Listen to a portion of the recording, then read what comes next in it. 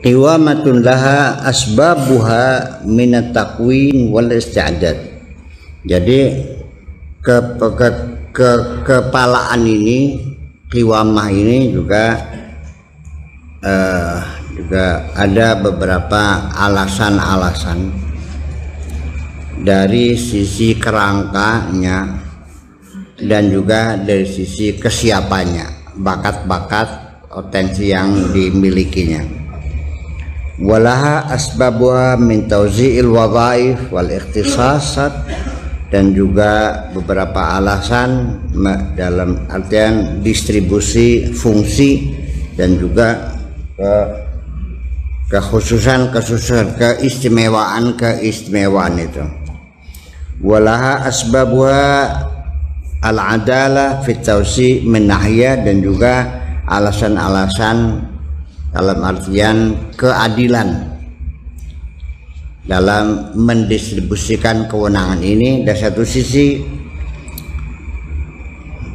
Wa taklifu kulli syatrin, dan juga penugasan beban masing-masing pihak fi hadza tawzi' dalam pendistribusian kewenangan ini bil janibil muyassari lahu, dari sisi yang mudah dilakukan, artinya yang layak dilakukan sesuai dengan potensi masing-masing. Waladzi huwa mu'anun alaihi minal fitrah, dan juga didukung oleh bawaan asal fitrahnya masing-masing. Wa afdaliyatuhu fi makaniha, kelebihan yang dimiliki dalam kedudukannya itu fil isti'dad lil qiwamah, artinya punya potensi, punya bakat untuk menjadi kepala rumah tangga, wadarbati 'alaiha, dan pengalaman-pengalamannya, latihan-latihan dimilikinya, wanuhud biha bi asbabiha, dan kemampuan untuk memenuhi segala kebutuhannya. Li'annal muassasah la tasiru bila qiwamah, tidak mungkin ada satu lembaga organisasi yang tidak ada kepalanya, mesti ada kepalanya. Nggak mungkin ya kantor ini tidak ada kepalanya, yang nggak bisa dong, harus ada bagaimanapun ya, sekecil apapun. Kalaupun dua orang, yang satu ketua, satunya bendahara, kan begitu. CV saja juga minimal menteri kecil juga ketua, komisaris lah, komisaris gitu, komisaris ya, seperti itu. Kasairil muassasat al-aqal sya'nan wal arkhas sya'ran, seperti juga perusahaan-perusahaan lain sekecil apapun dan perusahaan lain yang semurah apapun. Wali anna ahada syatrail nafs al-bashari, dan karena kedua belah pihak laki perempuan tadi muhayyaun laha, juga punya kesiapan, mu'anun yang bisa dibantu, ya, alaiha mukallafun takalifaha, dan punya tugas-tugas yang harus dipikulnya.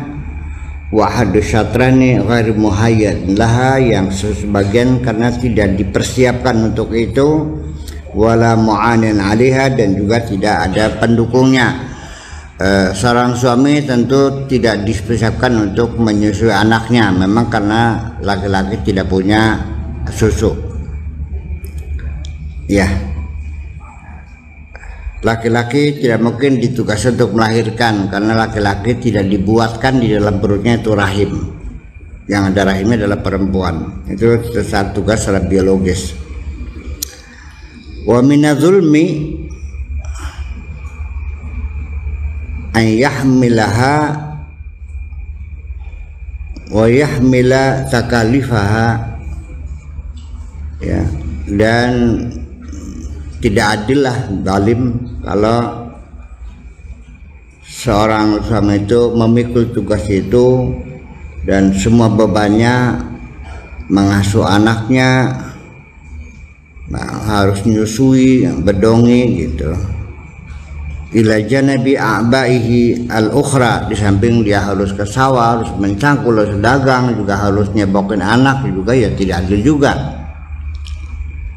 Wa idza huwa hiya huyyi alaha bil isti'dadat Ya, ketika dia dipersiapkan dengan berbagai potensi kemampuan al-kaminah yang tersembunyi, bakat aslinya itu, wadurriba 'alaiha, dan juga dilatih untuk bidang itu, bitadrib al-ilmi, dengan latihan-latihan yang ilmiah, wal amali, dan praktis, praktek, ya, fasudda isti'daduhu lil qiyam bil wadhifatil ukhra, maka tertutuplah dia untuk melakukan tugas-tugas yang lain. Itu laki-laki yang masa ya berusaha, ya dagang ke sawah, masak juga, mencuci piring juga, ngepel juga, ya berat juga sih. Iya, wadhifatul umumah.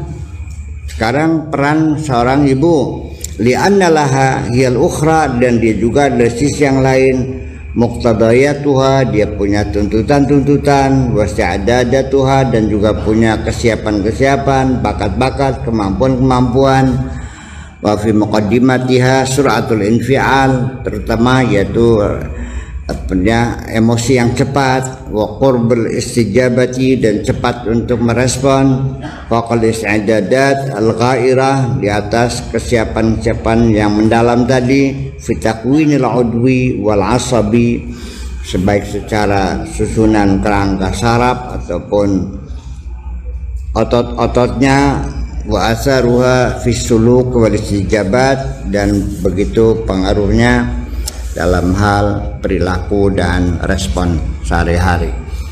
Ya, jadi ya perempuan sudah head, ya sudah harus hamil, ya nyusuin, ya kan kasihan kalau dia juga harus cari duit juga, dagang juga, ya masak juga, ya hamil juga, kan menjadi beban yang double-double begitu tuh. Ini logikanya kenapa laki-laki diangkat jadi kepala gitu. Apa ini?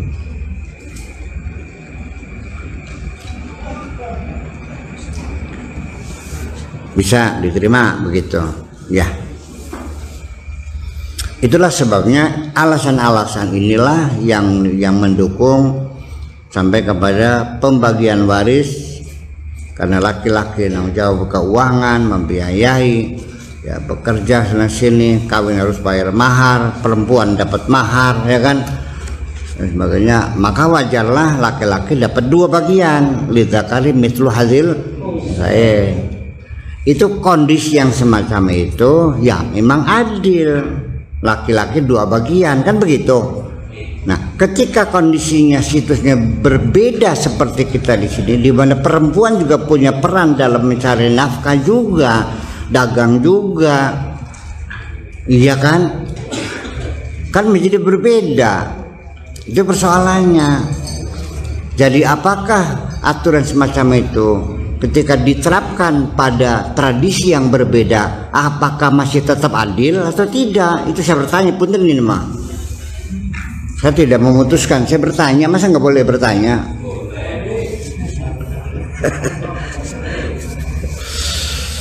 Nah, iya. Lah ya iya. Ya kita nggak usah cerita jauh-jauh. Saya sendiri juga terlahir dari keluarga seperti itu. Yang cari duit ibu saya. Bapak saya tidak cari duit, bapak saya hanya ngaji. Yang membiayai ibu saya. Iya kan? Dan semua juga banyak kita perempuan di sini di pasar, ya dagang, ya di resor, ya di warung, semua sama, ambil bagian yang sama dalam hal mencari nafkah sama. Nah, kalau kondisi begitu, saya bertanya lagi, apakah masih tetap adil atau semacam itu atau tidak? Ketika itu persoalannya. Kalau kamu yakin ya udah adil, ya udah silakan, itu aja kok. Iya, kalau kamu merasakan ya adil, ya udah silakan.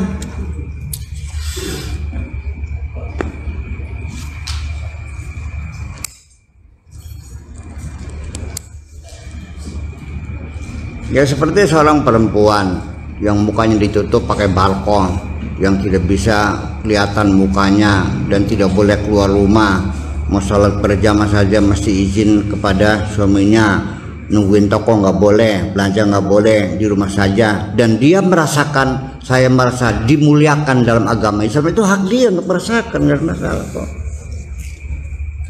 Urusan apa kamu ya?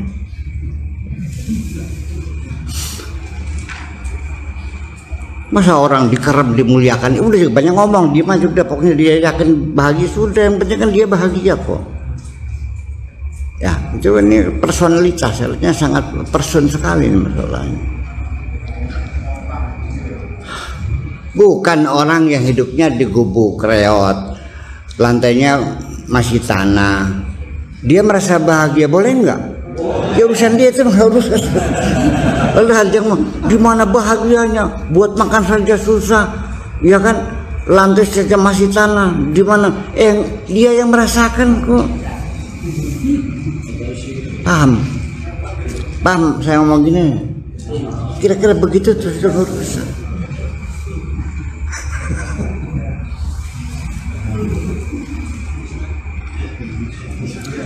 Nah, orang itu dalam kebodohannya nggak bisa nulis, nggak bisa baca, ya kan? Tapi dia bahagia, ya nggak ada urusan. Itu dia merasa. Lah, anak kamu dengan suaminya sampai 6 tahun, suaminya itu belum bisa memberikan gelang, nggak kalung, nggak giwang, ya makanya masih dadak nyari, yang jadi buruh kasar di mana-mana. Kamu jangan nangis mikirin anak kamu sengsara, yang dianya sedang mencintainya aja. Urusan apa? Ya orang tua kan nggak paham, yang anaknya lagi bahagia aja. Kamu mengukur kebahagiaan dengan materi, anaknya merasakan dengan hatinya, ya berbeda. Ini buktinya terlalu banyak yang datang ke sini minta tolong untuk menyadarkan orang tuanya, Pak Kiai, kami masih saling mencintainya. Ya kenapa harus berpisah? Sebenarnya karena orang tua kamu menuntut materi. Jadi benar nggak, ya nggak benar, tapi kamu nggak boleh ngelawan. Tapi suruh cerai jangan mau, itu aja. Yang ngomong tetap aja bebasan, pakai bahasa kromo inggil dengan halus, sopan santun, baik-baik aja. Saya kalau suruh cerai jangan mau. Itu aja. Ya begitulah kira-kira. Ya ini kan argumentasi yang dibikin oleh Said Qutb untuk membenarkan firman Tuhan. Saya juga menyatakan firman Tuhan benar. Saya menyalahkan, enggak benar. Ya adil begitu. Pada kondisi alam di sana kan gitu. Cuman apakah bisa dalam filosofis hukum Islam bahwa hukum Allah itu digeser, direvisi mengingat kondisi berbeda, boleh nggak kira-kira kan gitu. Sebetulnya mah ada kaidah fikih itu. Al hukmu yaduru ma'a illatihi wujudan wa adam. Ya, hukum itu berputar bersama situasinya, bersama alasan-alasannya, dengan ilat-ilatnya. Ada itu alasannya. Iya. Kecuali yang sifatnya ibadah ya. Kalau saya begini melihatnya, ini kan mereka kan meyakini ada ayat-ayat nasikh dan mansukh. Nah, itu dinasak lagi, yang di cancel namanya mansukh, yang mengcancel namanya nasikh. Itu berarti kan terjadi perubahan karena merespon adanya perubahan situasi. Malah hadis juga menasah Al-Quran ya, karena Nabi menghadapi kondisi yang berbeda. Udah ganti ya gitu. Itu kan sebetulnya makan ada.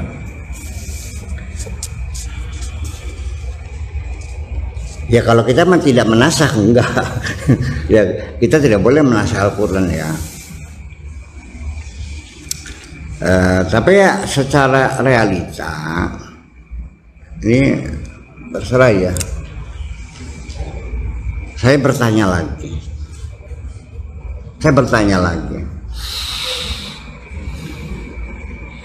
apakah hukum perbudakan di dalam Al-Quran itu masih layak untuk diterapkan? Bisakah kamu membatalkan hukum perbudakan dalam Al-Quran? Itulah ini yang jadi persoalan.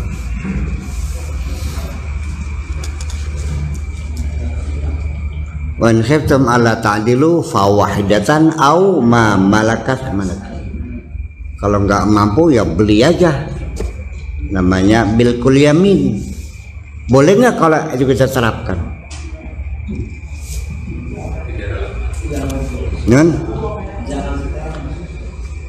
Oleh Abu Bakar Al-Baghdadi diterapkan di ISIS tuh.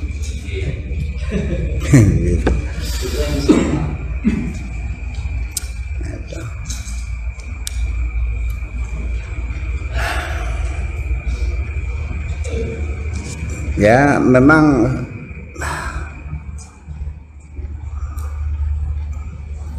ya beginilah, ketika para fuqaha mendesain undang-undang pernikahan atau ahwal as-saksiyah, kan tidak dilibatkan perempuan tuh, yang berbicara laki, dan masalah semuanya ditinjau dari sudut pandang laki-laki, dari kepentingan laki-laki, keinginan laki-laki. Perempuan objek yang tidak berdaya. Iya dong. Iya dong.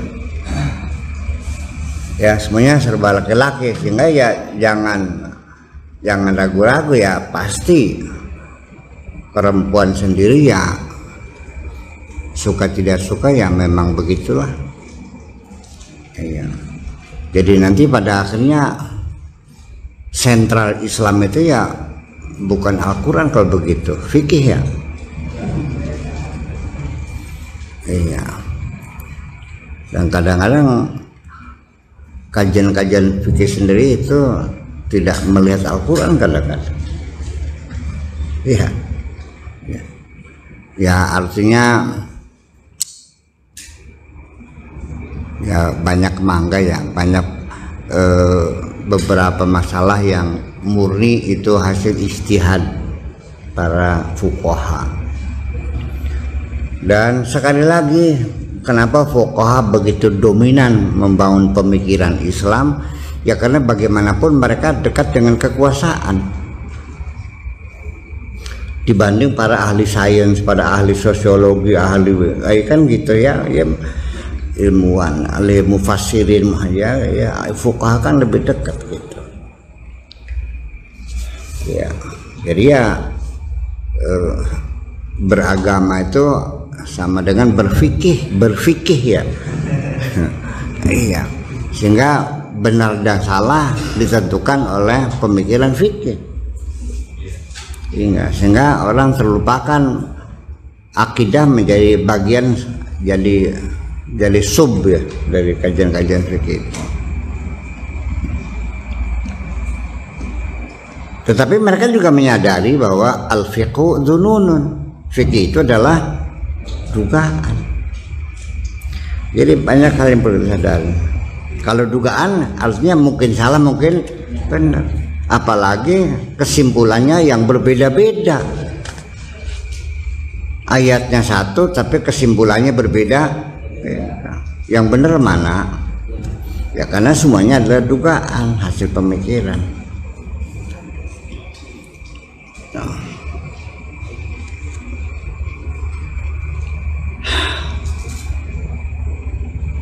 Ya, tetapi yang bagaimanapun juga ya kita bisa sadar, ya kita juga melepaskan syariat yang sudah dibangun oleh fikih itu juga ya sulit.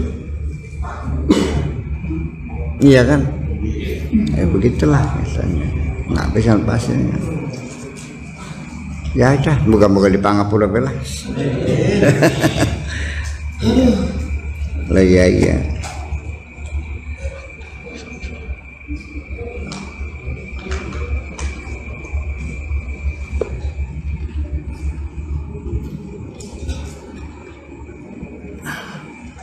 Innaha masailu khatiratun.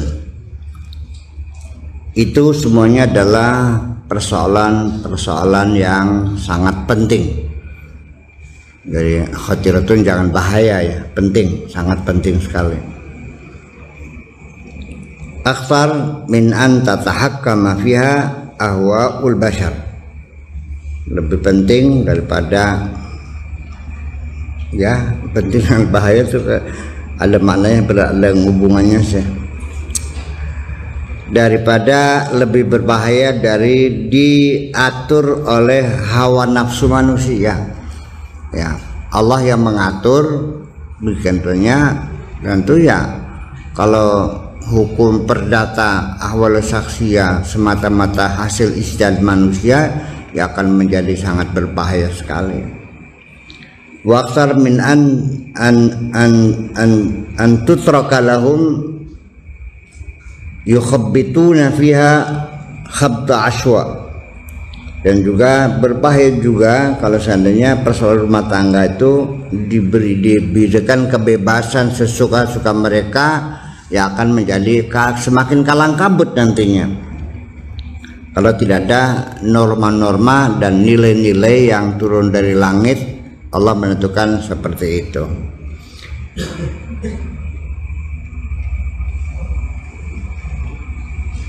Wahina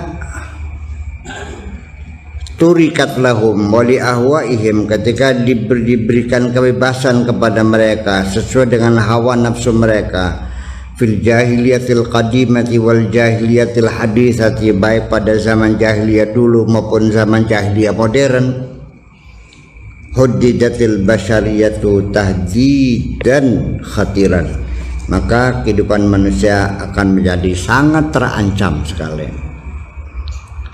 Fi wujudi hadatiha, fi wujudi hadatiha, dalam eksistensinya. Wa fi baqa'il khasa'isil insaniyati, dan juga dalam hal keabadian kemanusiaan. Allati taqumu biha al-hayatul insaniyah wa tatamayyasu, yang menjadi landasan bagi kehidupan manusia secara teristimewa. Wala'alla minal dalail allati tushiru biha al-fitratu ila wujudiha wa tahakkumiha, dan barangkali berbagai bukti-bukti yang menunjukkan kepada adanya fitrah, dan kepada fitrah yang menunjukkan akan eksistensinya dan tahakumiha, dan kekuasaannya, pengaturannya, wa wujudu qawaniniha, dan akan adanya berbagai nilai-nilai hukum al-mutahakimah yang tegas fi banil insan, pada diri manusia, hatta wahum yungkirunaha, bahkan sekalipun mereka mengingkarinya, wa yarfuduna, dan menolaknya, wa yatanakarunaha, dan tidak mau menerima keberadaannya. La'alla min hadhihi dalail ma'asabal hayat al-basyariyah min takhabbutin wa fasad. Barangkali bukti-bukti inilah yang bisa kita rasakan apa yang menimpa kehidupan manusia, min takhabbutin wa fasad, dekadensi moral, ya, kehancuran manusia, wa min tadahwurin wanhiyar, keruntuhan dan kehancuran, wa min tahdidin biddimar, dan ancaman akan kehancuran pula, awal bawar dan lebur semuanya. Fi kulli marratin khulifat fiha hadhil kaidah, pada setiap kali kaidah ini dilanggar, berakibat kepada kehancuran, ya, dekadensi moral, kemerosotan. Fahtazat sultatul qiwamah fil usrah, dan juga akan terguncang kekuasaan qiwamah dalam keluarga. Awikhtalatat ma'alimuha, atau juga berbagai nilai-nilainya itu akan campur aduk. Au syuddat min qaidatiha, atau penyimpangan dari kaidah itu al-fitriyah al-asilah yang menjadi basic instinct, yang menjadi basic instinct al-fitriyah al-asilah. Iya, pernah nonton filmnya Basic Instinct yang dimainkan oleh Sharon itu? Enggak. Iya, Basic Instinct. Berubah sih nama. Walaalaman hasil dalail tuqanu nafsil mar'ati. Dan boleh jadi berbagai bukti ini adalah ancaman terhadap diri perempuan itu sendiri, ila qiyami hadzal qiwamah, perlindungan terhadap perempuan itu sendiri dalam menjalankan tugas qiwamah ala asli al-fitriyah, sesuai dengan basic instingnya fil usra, dalam keluarga, wa syu'uruha bil hirman wal naqs wal qalaq wa qillatu sa'adah, perasaan yang dialami akan al-hirman atau kepapaan, kemelaratan, wal naqas dan kekurangan, wal qalaq dan kegelisahan, wa qillatu sa'adah dan rasa kurang bahagia. Wahia haqiqatun malhudhatun tusallam biha hatal munharifat.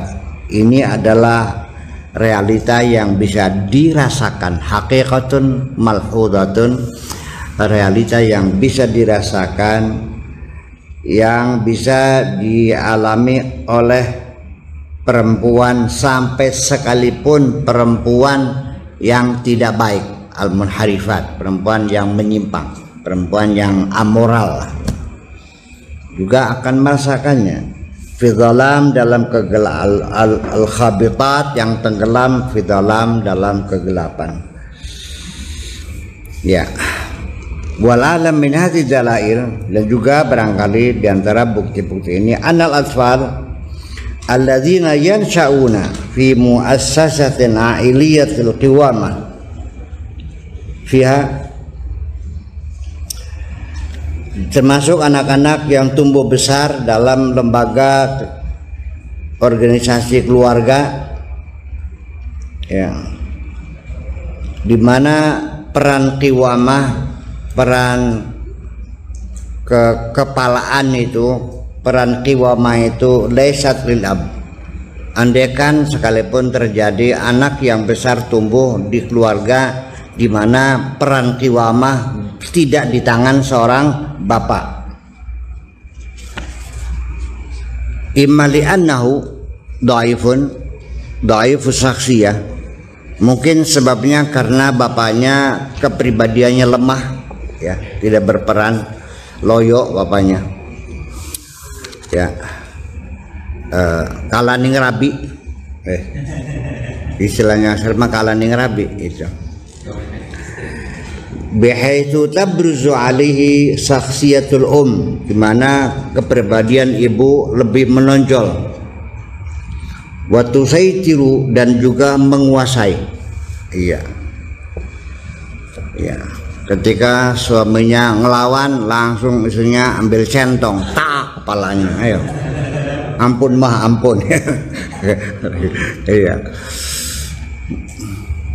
ya, seorang istri, Kang sini dong nih pijitan gue nih, katanya. Ya Allah, ada yang gitu.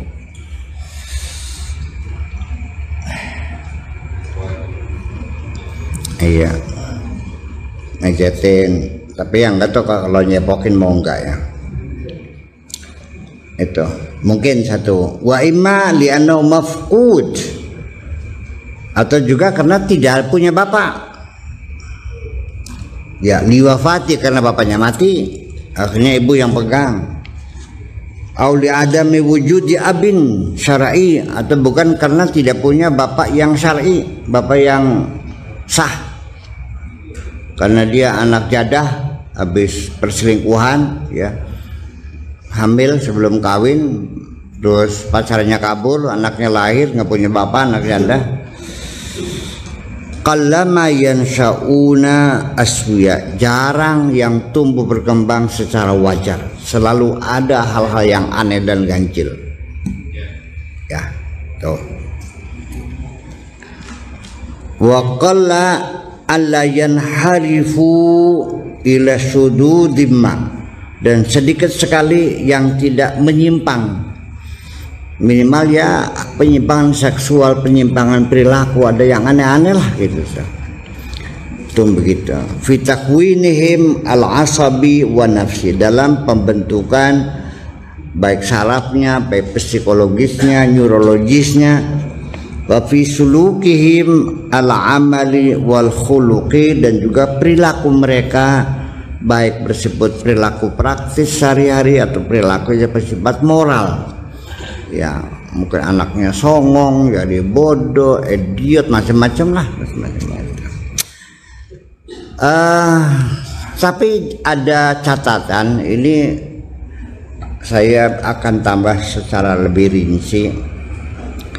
Berbeda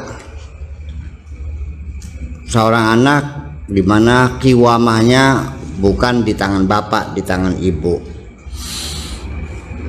Tadi kemungkinan pertama adalah karena lelakinya lemah, kalah sama istri, atau yang kedua karena